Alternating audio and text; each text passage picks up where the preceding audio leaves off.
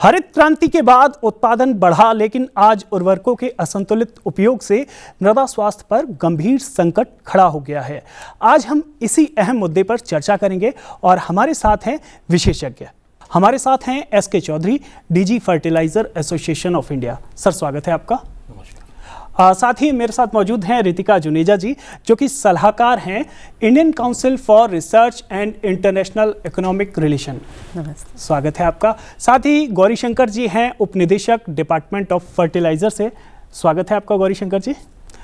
और वीके तिवारी जी हैं, संयुक्त महाप्रबंधक क्रिबको से। तिवारी जी, स्वागत है। एसके चौधरी जी, आपसे ही शुरू करना चाहूँगा। किस तरीके से देखते हैं जो आज के दौर में उर्वरकों का, ख़ास तौर पर रासायनिक उर्वरकों का इस्तेमाल हो रहा है उसे? रासायनिक उर्वरकों का इस्तेमाल हरित क्रांति के बाद लगातार इस देश में हुआ है। हमारी आवश्यकताएं थी, खाद्यान्न की अत्यंत आवश्यकता थी, लगातार सूखा हो रहा था, भूखमरी थी, इसलिए नई जो वैरायटीज़ आई ग्रीन रिवोल्यूशन के बाद में, वो जो वैरायटीज़ थी वो वाटर रिस्पॉन्सिव और न्यूट्रिएंट रिस्पॉन्सिव थी, यानी कि उससे अधिकतम उत्पादन लेने के लिए पानी की ज़रूरत थी और न्यूट्रिएंट्स की ज़रूरत थी जी। तो पानी के अंदर लगातार क्षेत्र बढ़ा, लेकिन न्यूट्रिएंट की रिक्वायरमेंट पूरी करी फर्टिलाइजर्स ने जी। ये देश कृषि प्रधान देश पहले से रहा है। उर्वरकों का इस्तेमाल तो हमने 1960 के बाद शुरू किया जी, लेकिन उससे पहले भी खेती होती रही है जी। तो खेती जब होती थी तो उसके लिए रासायनिक उर्वरकों की बजाय, जिनको हम मैन्योर कहते हैं, खाद कहते हैं, वो जो खाद होता था, गोबर की खाद या और भी हरित खाद होती थी, उसका इस्तेमाल करके रिक्वायरमेंट पूरी की जाती थी। लेकिन चूंकि हमारी आवश्यकताएं बढ़ती गई, आबादी बढ़ती गई, आवश्यकताएं उसके हिसाब से बढ़ती गई और उसको पूरा करने के लिए अधिक उत्पादन की ज़रूरत थी। नई वैरायटीज़ आई, अच्छा रिस्पांस कर रही थी तो अच्छा खाद इस्तेमाल लोगों ने किया, अच्छी आमदनी मिल रही थी तो और अधिक इस्तेमाल किया। ये इस करने में कुछ चीज़ें जो हम भूल गए पीछे, कि जो इस्तेमाल होना चाहिए था, जिस अनुपात में होना चाहिए था, उस अनुपात को हम भूल गए।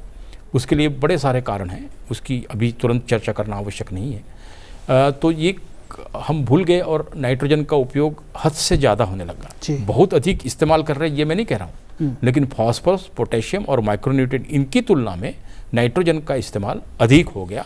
उसके कारण ये असंतुलन मिट्टी के अंदर। बिल्कुल एसके चौधरी जी। और मैं तिवारी जी आपसे समझना चाहूँगा कि आज की जब हम बात करें तो संतुलित उर्वरकों का जो उपयोग है, जो फर्टिलाइज़र हम इस्तेमाल कर रहे हैं, उसको संतुलित करने की आवश्यकता कितना अहम है?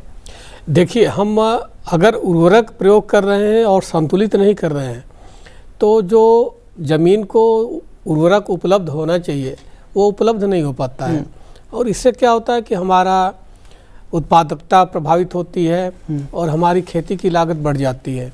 जैसे अभी हमारे किसान भाई कहते हैं कि भाई लागत बढ़ती जा रही है, हमारी खेती से उतना मुनाफा नहीं हो रहा है। तो उसके लिए जैसा डॉक्टर साहब ने बताया, हमको संतुलित उर्वरक प्रयोग करना होगा, खाद भी डालना होगा, जैविक उर्वरक का भी प्रयोग करना होगा और फिर उर्वरक का प्रयोग करना होगा। तो संतुलित जब हम प्रयोग करेंगे तभी हमारी मिट्टी को जो हम उर्वरक डाल रहे हैं उसका सही तरीके से पौधे उपयोग कर पाएंगे। लेकिन क्या कारण है कि अभी भी हम जितना किसानों को जागरूक करना चाहिए था उतना जागरूक नहीं कर सके हैं? विशेष तौर पर जब हम उर्वरकों के इस्तेमाल की बात करें इसमें सबसे पहले आपको हम सभी लोगों को यह समझना बहुत आवश्यक है कि भारत सरकार किसान कल्याण के लिए प्रतिबद्ध है और भारत सरकार जितनी आवश्यकता होती है रासायनिक उर्वरकों की, जो भी हमें स्टेट एग्रीकल्चर डिपार्टमेंट से मिलती है, उससे ज़्यादा ही भारत सरकार उनको उपलब्ध करवाती है जी। लेकिन अभी जो ट्रेंड देखने में आ रहा है, पिछले तकरीबन 20 साल से हम लोग बात करें तो पिछले, मैं आपको 2006-07 का यदि एक आंकड़ा मैं आपके सामने रखूं, 2006-07 के अंदर पूरे भारत के अंदर 440 लाख टन खाद का उपयोग हुआ था और वो बढ़ के 2024-25 के अंदर 710 लाख टन पहुंच गए। लेकिन इस उर्वरक में आप देखेंगे 440 लाख टन और 710 लाख टन में एक सबसे अहम फैक्टर जो है, उस टाइम 440 लाख टन में 246 लाख टन सिर्फ नाइट्रोजन का यूज हुआ था, कहने का मतलब यूरिया का उपयोग हुआ था। वो बढ़ के 2024-25 में 388 लाख टन पहुंच गए। लेकिन 2006-07 के अंदर ही पोटास की बात हम लोग करें, जो एक स्पेसिफिक न्यूट्रिएंट होता है, वो 25 लाख टन का कंजम्पशन हुआ था पूरे भारत में, और 2024-25 के दौरान भी जो हमारा कंजम्पशन था पोटाश का वो लगभग सेम लेवल पे था। 25 तब हुआ था, 25 के लगभग अब हमारा हुआ। तो अभी हो क्या रहा है कि भारत सरकार बहुत सारे प्रोग्राम चला रही है जिसके माध्यम से किसानों को बार बार कोशिश करी जा रही है, मतलब भारत सरकार के लेवल पे, कि किसान जो रासायनिक उर्वरक हैं उनका जो उपयोग करें वो संतुलित उपयोग करें। लेकिन आज समस्या क्या आ रही है, आज दो तरीके से समस्या मतलब हमारे किसान भाई फेस कर रहे हैं। एक तो रासायनिक उर्वरक का जो असंतुलन है वो तो है ही है, दूसरा उसके साथ जो अन्य न्यूट्रेंट जो आवश्यक होते हैं, जैसे कार्बन है जो सबसे महत्वपूर्ण न्यूट्रेंट होता है, ऑर्गेनिक कार्बन, उसका जो लेवल है मिट्टी के अंदर वो कम होता जा रहा है। तो उसके लिए जैसे किसान भाई पुराने समय में आप देखेंगे गोबर की खाद होती है, या जैसे हरी खाद डालते थे, वर्मी कंपोस्ट डालते थे, सिटी कंपोस्ट डालते थे, और इसमें जो एक सबसे महत्वपूर्ण एस्पेक्ट था वो ये था कि जो फसलों को काटने के बाद जब हम उनसे अनाज निकाल लेते हैं तो उनके बाद जो फसलों के अवशेष बचते थे वो अवशेष हम मिट्टी के अंदर दोबारा मिला देते थे। लेकिन आजकल क्या हो गया है कि आजकल एक ट्रेंड चल पड़ा है कि आप जैसे जाएंगे तो जो फसलों के अवशेष निकलते हैं उनका फ्यूल के रूप में उपयोग होने लग गया है। तो जब किसान भाई अपनी फसल निकालने के बाद जो फसलों के अवशेष निकलते हैं, जिसको लोकल भाषा में यदि मैं कहूँ तो तूड़ा बोलते हैं, किसी में पराली हम बोलते हैं, उसका थोड़ा मोटा मूल्य मिल जाता है जिसका फ्यूल के रूप में उपयोग होने लग गया है। बहुत सारी इंडस्ट्री में उसका उपयोग हो रहा है। तो वो बहुत ही कम अमाउंट में किसान भाई दूसरे लोगों को बेच देते हैं, और उसकी वजह से वो क्या होता है कि वो जो निकलता था अवशेष वो मिट्टी में दोबारा नहीं मिल पाता है। तो एक तरीके से उसकी वजह से क्या हो रहा है कि जो मिट्टी के अंदर कार्बन था वो कम होता जा रहा है। तो एक तो हम लोग कार्बन का जो मतलब स्टैंडर्ड था पहले 0.1 और 0.8 के बीच में हुआ करता था, वो कंटिन्यूसली रिड्यूस होकर 0.3 पे आ गया। बिल्कुल जी गौरीशंकर जी, यही जो सॉइल हेल्थ है उससे जुड़ा हुआ सवाल रितिका जी मैं आपसे भी समझना चाहूँगा कि जब बैलेंस यूज़ ऑफ फर्टिलाइज़र नहीं होता है, ऐसे में सॉइल की हेल्थ पर जो असर पड़ता है वो कितना हानिकारक है? सबसे पहले तो हमें ये चीज़ जाननी चाहिए कि 95% जो हम फूड ले रहे हैं वो कहाँ से रहा है? सॉइल से आ रहा है, डायरेक्टली इनडायरेक्टली। तो सॉइल हेल्थ बहुत क्रिटिकल है, ना कि क्रॉप हेल्थ के लिए बल्कि ह्यूमन हेल्थ और न्यूट्रिशन के लिए भी। अब न्यूट्रिशन की जब हम बात करते हैं तो अगर हमारा न्यूट्रिशन सॉइल में ही नहीं होगा तो वो हम तक कैसे पहुंचेगा? यही कारण है कि आजकल जो बच्चे अंडर 5 इयर्स जो हम कहते हैं, जो 5 साल से छोटे हैं, उनमें स्टंटिंग देखी जा रही है। 35% बच्चे, जो नेशनल फैमिली हेल्थ सर्वे का डेटा है 2019 से लेके 21 तक का राउंड 5, उसमें हमने देखा 35% जो चिल्ड्रन हैं वो स्टंटेड हैं, मतलब उनकी हाइट कम है उनके एज के मुताबिक। 32% अंडरवेट हैं एंड 19% वास्टेड हैं। वास्टेड का मतलब उनकी वेट उतना नहीं है जो उतनी उनकी हाइट है, जो कि लॉन्गर रन में उनकी मानसिक डेवलपमेंट जो हम कहते हैं, शारीरिक और मानसिक डेवलपमेंट को इम्पैक्ट करता है। उनकी अर्निंग कैपेसिटी, कितना वो कमा पाएंगे, कैसे प्रोग्रेस करेंगे, जो कि हमारे देश के लिए बहुत ज़रूरी है कि आज के बच्चे कितना पोषण कंज्यूम करें कि वो आगे जाके और अच्छा कर सके अपनी लाइफ में। तो ये सॉइल हेल्थ से जुड़ा हुआ है। सॉइल में डेफिशिएंसी जिंक और आयरन, जो कि बहुत इंपॉर्टेंट माइक्रो न्यूट्रिएंट्स हैं, उनकी है कमी, इसीलिए वो हमारे डाइट तक नहीं पहुंच पा रही है। तो ये पूरी कैसे होगी? एस के चौधरी साहब, मैं इस पर आऊँगा, लेकिन मैं सबसे आपसे समझना चाहूँगा चौधरी जी कि जब हम लागत की और अपनी उपज की बात करते हैं जो हम उससे पैदा करते हैं, तो ऐसे में जो संतुलित यूज़ है, बैलेंस यूज़ है फर्टिलाइज़र का, वो किसानों की आय में कितना मुनाफा कर सकता है अगर हम बैलेंस यूज़ करते हैं फर्टिलाइज़र्स का? तो बैलेंस यूज़ ऑफ फर्टिलाइजर्स को कहते हैं, उर्वरकों का संतुलित उपयोग। इसके कारण इसको अगर हम खाली उपज बढ़ाने का माध्यम अगर देखेंगे तो संभवतः हम इसके साथ जस्टिस नहीं कर रहे हैं जी, क्योंकि उपज बढ़ाने के चक्कर में ही तो हम लोग अधिक नाइट्रोजन यूज़ किए हैं। अधिक नाइट्रोजन यूज़ करने का मुख्य कारण ये था कि हमको उपज बढ़ाया जाना था जी। लेकिन जब आप संतुलित करते हैं तो संतुलित का संबंध होता है मिट्टी की हेल्थ से और जो प्रोड्यूस आ रहा है उसकी क्वालिटी से। उसके अंदर प्रोटीन कंटेंट, कार्बोहाइड्रेट कंटेंट, उसके अलावा विटामिन्स, मिनरल्स, इसकी जो मात्रा है उसको पूरा कर पाएंगे या नहीं। आजकल एक कॉन्सेप्ट चला है, आप लोगों ने सुना होगा, उसको कहते हैं वन हेल्थ। मिट्टी की हेल्थ अगर अच्छी है तो उसके ऊपर जो क्रॉप्स उग रही, उसके कारण उसको जो इंसान खा रहा है उसकी हेल्थ अच्छी रहेगी। उस पर जो चारा उग रहा है उसको खाएगा जानवर तो उसकी हेल्थ अच्छी रहेगी।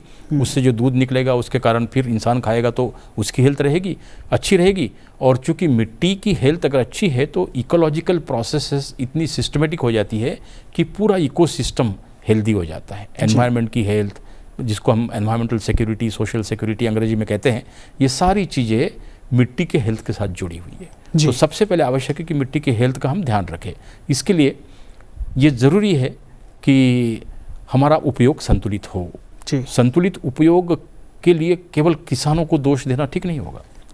किसान इतना अज्ञानी नहीं है कि वो जानता नहीं है कि ज़्यादा नाइट्रोजन इस्तेमाल करने से क्या होगा, लेकिन अब फॉस्फोरस और पोटेशियम की तुलना में वो उसका उपयोग ज़्यादा कर रहा है। वजह ये है कि बड़े सारे फैक्टर्स है, उसमें से एक फैक्टर उसके रेट का भी है। यूरिया का स्वाभाविक है, यूरिया का जो दाम है वो सस्ता है, इसलिए जो सस्ता दाम दिखता है। और फिर जो ट्रेडिशनली उसने अपने पुरखों से सीखी ये चीज़ें कि अगर फसल थोड़ी सी पीली पड़ रही है, मारो छीटा, यूरिया का छीटा मारो, ये उसने सीख रखा है और यूरिया आसानी से उपलब्ध हो जाती है, तो उसके कारण उसकी टेंडेंसी बन जाती है। लेकिन अभी जो नई चीज़ें आ रही है, लिक्विड फर्टिलाइजर है, ड्रीप फर्टिगेशन के साथ लोग इस्तेमाल कर रहे हैं, कुछ ड्रोन का इस्तेमाल करके स्प्रे कर रहे हैं लिक्विड फर्टिलाइजर्स को, उसमें यूज एफिशिएंसी बहुत हाई है और बिल्कुल बैलेंस मात्रा में वो चीज़ें जा रही है। दूसरा, कस्टमाइज फर्टिलाइजर के नाम से हमने कस्टमाइज फर्टिलाइजर इस देश में चलाए हैं, पोटैटो के लिए, शुगर कैन के लिए। ये कस्टमाइज फर्टिलाइजर पहले से ही मिक्स होकर के उसमें बैलेंस मिक्स कर दिया गया और उस मिक्सचर को हमने इस्तेमाल किया, तो उससे nitrogen, phosphorus, potassium, calcium, magnesium, sulphur, उसके अलावा FeMn, ZnCu, जितने सारे तत्व है वो सारे बड़ी आसानी से फसल को जब आवश्यकता है तब मिल जाते हैं। ये कुछ तरीके हैं। और इंटीग्रेटेड न्यूट्रिएंट मैनेजमेंट, आप समझे या न समझे, लेकिन किसान बहुत अच्छी तरह से समझता है कि समेकित इस्तेमाल करेंगे तो बहुत फ़ायदा होगा। लेकिन अब इंटीग्रेटेड न्यूट्रिएंट मैनेजमेंट करने के लिए गोबर की खाद उपलब्ध उसके पास नहीं है। वजह है कि मवेशी उसके उतने बच्चे नहीं हैं, और मवेशी है भी तो खाद कम है, मांगने वाले ज़्यादा है, 100 बीमार है और 1 अनार है। तो इसलिए और हाई क्वालिटी ऑर्गेनिक मटेरियल अगर उसके पास इस्तेमाल कर दिया जाए, उसको उपलब्ध करा दिया जाए, तो संभावनाएं बनती है। और इसके अलावा एक बड़ी समस्या आती है जब हम ऑर्गेनिक मार्केट की बात करते हैं। मान लीजिए कि शुरुआत में अगर लागत कम भी आती है, उपज भी थोड़ी कम होती है शुरुआती वर्षों में जब हम ऑर्गेनिक का इस्तेमाल करते हैं, लेकिन ऑर्गेनिक के मार्केट तक पहुंच पाना एक आम किसान के लिए, जिस तरीके से बुंदेलखंड, विदर्भ, मराठवाड़ा, आम किसान के लिए मुश्किल भी है और चुनौतीपूर्ण भी है। किसान को अपने घर के आसपास ऑर्गेनिक का बेहतर ज्ञान हो, संतुलित उपयोग हो, ऑर्गेनिक खादों का भी प्राकृतिक खेती की तरफ बढ़ावा मिले, इसके लिए क्या पहल की जा रही हैं? भारत सरकार द्वारा NOCL, national organic cooperative limited का किया गया है, गठन किया गया है, और उसमें क्रिप्को की भी सहभागिता है। तो उसमें जो हमारी ग्रामीण स्तर की जो किसान भाई प्रोड्यूस कर रहे हैं, ऑर्गेनिक प्रोड्यूस उनका हो रहा है, तो उसको वो NOCL के माध्यम से बाजार तक अच्छी तरह से पहुंचा सकते हैं और उनको अच्छा मूल्य प्राप्त। लेकिन तिवारी जी, समस्या एक ये आती है जब हम बात करते हैं किसान एक गांव में, एक ब्लॉक में, अगर एक उदाहरण के तौर पर एक किसान अगर अपने फसल को बेहतर जगह तक पहुंचा पा रहा है, तब बाकी किसान प्रेरित होते हैं। एक समस्या नेक्सस की भी है कई ज़िलों में, कई इलाकों में। एक ऐसा किसानों के जो साधारण किसान है उसे बाज़ार उपलब्ध नहीं हो पाता, और सारा का सारा जो फ़ायदा भी है, सरकारी योजनाओं का भी फ़ायदा है, वो एक तरह से कुछ मुट्ठी भर किसान उठा पाते हैं। तो एक ऐसे मॉडल की क्या आपको लगता है ज़रूरत है जहां एक गांव से, एक ब्लॉक से या एक पंचायत से एक उदाहरण हो, तो लोग उस किसान से प्रेरित होकर इस दिशा में आगे बढ़ें? नहीं, इसी सब बातों को समझते हुए ही सहकारिता मंत्रालय द्वारा NOCL की स्थापना की गई कि इसमें क्या होता है, छोटे छोटे किसान मिलकर के, इस गांव के मिलकर के 8-10 किसान मिलकर के एक अपनी सहकारी समिति बना सकते हैं, और उनका जो भी प्रोड्यूस है वो ग्रामीण क्षेत्र की सोसाइटी से जिले स्तर की सोसाइटी को भेज सकते हैं, और जिले स्तर की सोसाइटी से फिर वो उसको NOCL के माध्यम से अपने देश में कहीं भी पहुंचा सकते हैं, साथ ही विदेश में भी भेज सकते हैं। जी, गौरीशंकर जी, मैं आपसे समझना चाहूँगा कि प्राकृतिक खेती को लेकर विशेष तौर पर आपका क्या कहना है, और सरकार की तरफ से, विशेष तौर पर आपके विभाग की तरफ से प्राकृतिक खेती से जुड़ने के लिए किसानों को कितना प्रेरित किया जा रहा है? भारत सरकार प्राकृतिक खेती को बढ़ावा देने के लिए प्रतिबद्ध है और लगातार इस पे काम कर रही है। इसके लिए विभिन्न स्कीमें भी भारत सरकार ने चलाई है। हमारे डिपार्टमेंट का मैं यदि आपको बताऊं तो हमारे डिपार्टमेंट में भी ऑर्गेनिक फर्टिलाइज़र को बढ़ावा देने के लिए कई स्कीमें चल रही है, जिसमें एक सबसे महत्वपूर्ण स्कीम जो है वो MDA बोलते हैं हम लोग, मार्केट डेवलपमेंट असिस्टेंस। तो उसमें जो भी ऑर्गेनिक मैन्योर जो भी कंपनियां बनाती है और जो फार्मर को उपलब्ध कराती है, उस पर हम लोग एक 1500 रुपया प्रति टन की राशि पर टन पे ऑर्गेनिक फर्टिलाइजर्स पे उपलब्ध करवाते हैं कंपनीज़ को, प्रोड्यूसर को, ताकि वो हमारे किसान भाइयों को उचित दाम पे मिले। दूसरा, इसमें हमारी सरकार जो लगातार आप भी देख रहे हैं, एक PM परिणाम के नाम से भी एक हमने स्कीम लॉन्च करी है। तो उसमें PM परिणाम में भी हम लोग कोशिश कर रहे हैं कि उसमें जो भी स्टेट गवर्नमेंट अपनी केमिकल फर्टिलाइज़र का कंजम्पशन कम करता है तो उसको हम इंसेंटिवाइज करते हैं, ताकि वो उस पैसे को अपने स्टेट के अंदर जिन फार्मर्स ने उसको कम किया है वहाँ पे प्राकृतिक खेती को बढ़ावा दे सके। तो इसके लिए भारत सरकार निरंतर प्रयत्नरत है और लगातार इस पे हम लोग काम कर रहे हैं। रितिका जी, जैसे जो आज के दौर में कई युवाओं का आकर्षण भी खेती की तरफ हुआ है, और ऐसे युवाओं का जिनका पीढ़ियों से खेती से ज़्यादा सरोकार नहीं रहा है, ऐसे में उन युवाओं को आप क्या संदेश देना चाहेंगी, क्या कहना चाहेंगी कि जो खेती में चाहे फर्टिलाइज़र का यूज़ हो या फिर ऑर्गेनिक की तरफ जाएं, नेचुरल फार्मिंग की तरफ जाएं, किस तरीके से एक पूरा का पूरा उनका मोटिवेशन होना चाहिए, उनका जो रास्ता होना चाहिए वो कैसा होना चाहिए? सबसे पहले तो मैं ये कहना चाहूँगी कि युवाओं को और फार्मर्स को हमारे देश के काफ़ी नॉलेज है कि क्या बैलेंस फर्टिलाइजेशन होता है या इंटीग्रेटेड न्यूट्रिएंट मैनेजमेंट क्या होता है, मगर हमें ये समझने की ज़रूरत है कि ये जो पॉलिसी, प्रैक्टिस, प्रोडक्ट, ये जब तक स्ट्रीमलाइन नहीं होंगे, जब तक सरकार की नीति, जो हम प्राइस डिस्टॉर्शन की बात कर रहे थे कि यूरिया के प्राइसेस बहुत कंट्रोल किए जाते हैं, इसीलिए उसका संतुलन बैलेंस नहीं है compare to potassium and phosphorus. ये इसीलिए है क्योंकि जब तक पॉलिसी ठीक नहीं की जाएगी और डी कंट्रोल नहीं किए जाएंगे प्राइसेस को, तो एक इंसेंटिव प्रोवाइड करना मास स्केल पे मुश्किल है, क्योंकि फार्मर को जो चीज़ इजीली अवेलेबल होती है, सस्ते दामों पर मिलती है और इफ़ेक्टिव नज़रों के सामने उसका रिज़ल्ट दिखता है, तो उसका उपयोग नेचुरली उसको ज़्यादा करता है जी। और उसे मालूम होने के बावजूद वो न्यूट्रिएंट्स जो बाकी जो कमी है रह गई है सॉइल की हेल्थ के लिए, वो उसको पूरा नहीं कर पाता है, क्योंकि वो उनकी कॉस्ट ज़्यादा है। कॉस्ट और रिज़ल्ट बेनिफिट कॉस्ट जो हम कहते हैं वो मैच करना फार्मर को आता है। तो अवेयरनेस की जागरूकता हमारे को सरकार से शुरू करनी पड़ेगी कि आप पॉलिसीज़ को थोड़ा स्ट्रीमलाइन कीजिए, बैलेंस्ड प्राइसिंग लेके आइए, रिलेटिव प्राइसेस ही ठीक कर दीजिए कि एटलीस्ट डिस्टॉर्शंस ना हो, तभी ये प्रोडक्ट्स जो हम सारे इनोवेटिव प्रोडक्ट्स की बात कर रहे हैं, वाटर सोल्यूबल फर्टिलाइजर्स या सर ने कहा कस्टमाइज फर्टिलाइजर्स, ये अपने आप मार्केट डेवलप होएगी और डिमांड सप्लाई का बैलेंस होगा, तो फार्मर्स भी उपयोग में लेके आएंगे और हमारी मिट्टी की ऑर्गेनिक कार्बन क्या, नाइट्रोजन, फास्फोरस सब बैलेंस्ड हो जाएगा। बिल्कुल, पॉलिसी का इम्प्लीमेंटेशन बेहतर होना ज़रूरी है। एक बार फिर मैं गौरीशंकर जी आपसे समझना चाहूँगा कि 4R सिद्धांत, उसके बारे में थोड़ा हमारे दर्शकों को समझाइए कि राइट यूज़ किस तरीके से हो सकता है। इसको समझने के लिए सबसे इम्पोर्टेंट जो महत्वपूर्ण मुद्दा है वो सबसे इम्पोर्टेंट ये होता है कि किसी भी फसल को पैदा करने के लिए हमें 17 प्रकार के न्यूट्रिएंट की आवश्यकता होती है, पोषक तत्वों की आवश्यकता होती है, और उनका बैलेंस्ड यूज करके ही हम प्रोडक्शन बढ़ा सकते हैं। और उसमें बैलेंस्ड यूज करते हैं तो 2 बेनिफिट हमें होते हैं, एक तो हमारी लागत कम होती है, दूसरी हमारी पैदावार बढ़ती है। तो इसमें अभी जो हम फार्मर किसानों को या किसान भाइयों से भी मेरी अपील है कि वो एटलीस्ट जो हमारी सोइल हेल्थ कार्ड की एक स्कीम हमने चलाई थी, उसमें जितनी भी हमारी मिट्टी की जांच करने की लैब्स हैं वहाँ से अपनी मिट्टी की जांच करवाएं, और मिट्टी की जांच करवाने के बाद वहाँ की जो भी लैब्स उनको जो प्रिस्क्रिप्शन देती है या जो रिकमेंडेशन देती है कि इसमें किस न्यूट्रिएंट की कमी है, उस न्यूट्रिएंट की उतनी ही मात्रा डालें जितनी उनको आवश्यकता है, और वो सही समय पे फसलों में यूज़ करें। तो उससे उनकी क्या होगा कि एक तो उनका उत्पादन बढ़ेगा, दूसरा जो रासायनिक उर्वरकों को उपयोग करने की जो कॉस्ट लगती है, उनकी लागत जो आती है वो कम होगी।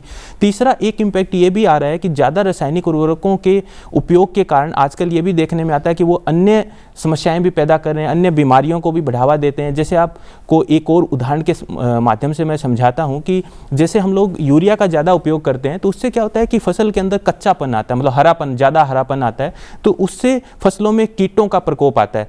तो फिर फार्मर को क्या करना पड़ता है कि जैसे कीट बढ़ते हैं, जैसे पहले यूरिया ज़्यादा डाला तो उससे एकदम से हरी हो गई फसल, ज़्यादा कीट उस पर अटैक करेंगे, फिर उस कीटों को खत्म करने के लिए उसे कीटनाशक का यूज करना पड़ता है। तो उस कीटनाशक के यूज करने के लिए उसे क्या होता है कि एक तो कीटनाशक को बाजार से खरीदना पड़ता है, उसकी लागत बढ़ जाती है, दूसरा उसकी मेहनत बढ़ जाती है।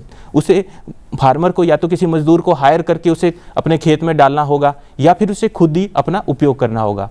तो इससे लगातार उसकी एक तो लागत बढ़ रही है जो अंधाधुंध वो उपयोग कर रहा है रासायनिक उर्वरकों का, और दूसरा उसकी उपज भी इससे कम हो रही है। जी वीके तिवारी जी, लास्ट में आपसे यही बात से मैं समझना चाहूँगा, मिट्टी के इस्तेमाल, अगर हम सॉइल टेस्टिंग करने के बाद उर्वरकों का इस्तेमाल करें, ये कितना महत्वपूर्ण हो जाता है, ये कितना महत्वपूर्ण है और कितना किसानों को फ़ायदा देगा? जी, जैसे हम अपने स्वास्थ्य के प्रति जो लोग जागरूक हैं सभी टेस्ट कराते हैं कि हमारे शरीर में क्या किसकी कितनी आवश्यकता है, उसी तरह हमको मिट्टी को क्या चाहिए, कितनी मात्रा में क्या कमी है, कितनी मात्रा में उसको खुराक देना है, तो वो बहुत ही आवश्यक है कि हमारे किसान भाई अपना जब खेती करते हैं तो कम से कम साल में एक बार मिट्टी की जांच अवश्य करा लें।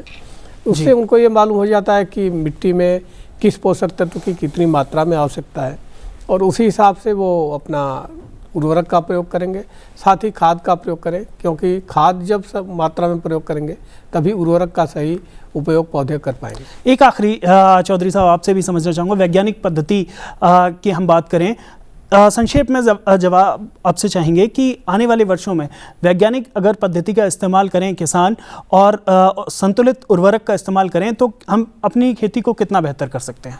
सबसे पहला जो फैक्टर आएगा, संतुलित अगर इस्तेमाल करते हैं तो जो मल्टी न्यूट्रिएंट डेफिशिएंसी है उसको हम रिवर्ट कर पाएंगे जी, पहला benefit.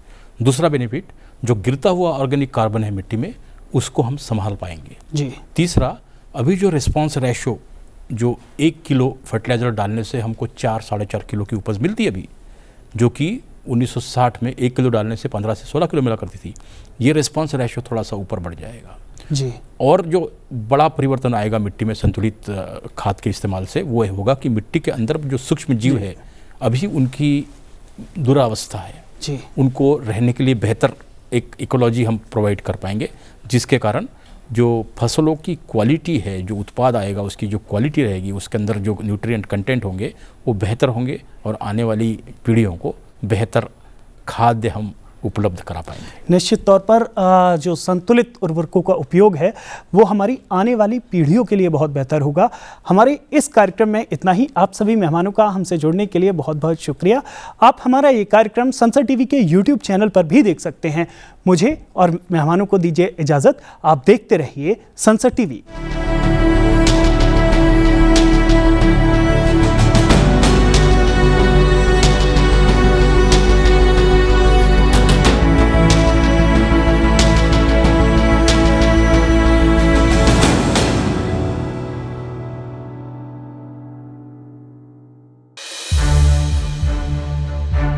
To watch more programs of Sansad TV, subscribe to our YouTube channel and don't forget to like and share them.